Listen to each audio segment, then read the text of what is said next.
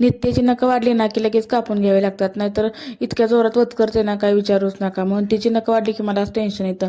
आणि ते 4 दिवस झाले मेथीची भाजी आणली होती, पण माझ्याच्याने काही निवडायची झालीच नव्हती. फायनली ना निवडायला मुहूर्त लागला होता. मेथीची भाजी ना माझी फेवरेट भाजी आहे, पण ते निवडून करायची म्हटलं ना खूप कंटाळा येतो.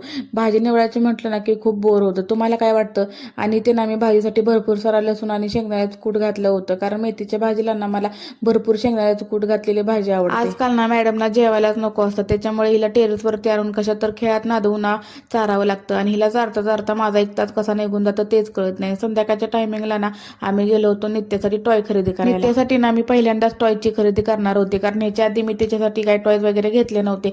जे तिला मिळाले होते कोणीतरी बघायला घेऊन आले होते ना, ती त्याच्यासोबत खेळत होती. आणि आता ती मोठी झाली, त्याच्यामुळे ना तिला बिल्डिंग बॉक्स आणि LCD पाटी घेतली. नंतर तिथून आम्ही गेलो होतो पार्कमध्ये.